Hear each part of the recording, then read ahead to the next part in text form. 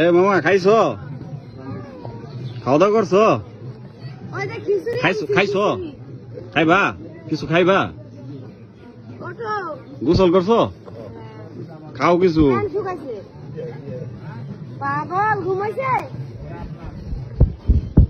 খাবার টাবার আনছো সাথে কিছু? না, কালকে থাকবো না বলে অনেক লোকজন আছে, ওনারা সব ছেলে চলে গেছে।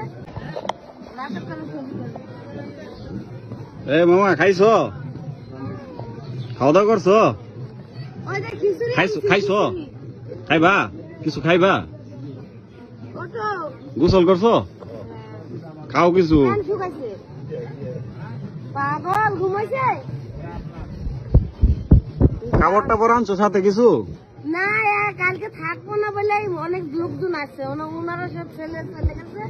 সুসাইড দেখছি না, শরীরটা ঠিক আছে? বাবা আপনার জন্য এই বেলাইটি যুগে যদি একটুখানি আপনার দর্শক সবাই পায় তাহলে আলোতে বেরোলে থাকবে না, মানুষের মধ্যে ভালোবাসা আসুক, এই তো আমরা করি। আপনার বদলতে এটা হইলো আর কি। কি হয়েছে, কি সমস্যা কি বলো?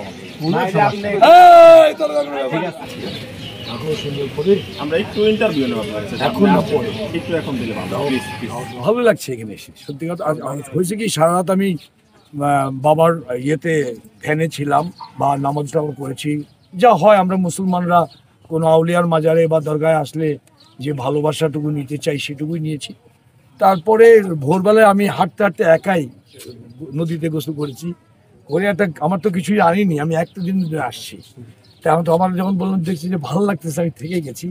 আমার সব সময় চলে গেছে, কিন্তু আমি একাই ওদের কাছে থেকে গেছি। তারপরে ওখানে আমার গামছা দিয়েছি, আমি স্নান করে ওইটা পরে শুয়েছিলাম। কে যেন কে হইতে পারে, তো মানে আমার যা হয় ভাই, আজকাল তো সবার হাতে ক্যামেরা রয়েছে, সবাই ইয়ে করছে। ফলে ওটা তুলে নিয়ে করার পরে যা হয়েছে, আমার বন্ধু বান্ধব, আমার শিল্পীয়া বন্ধু বান্ধব, আমার ফ্যামিলি সবাই এখনো জানেনি।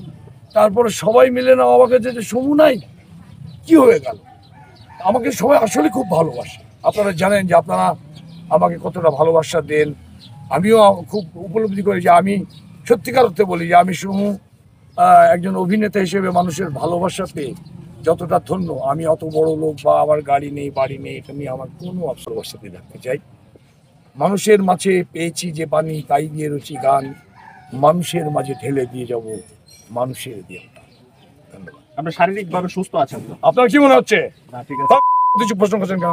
শারীরিকভাবে মাইরে দেখাবো যে আমি সুস্থ আছি। মারবো সাংবাদিকের মার সুস্থ আছে দেখছি না, শরীরটা ঠিক আছে? ভাইরাল হয়ে গেল কত, আজকে হয়ে গেছে যুগান্তর, আর যদি করে মিনিমাম আপনি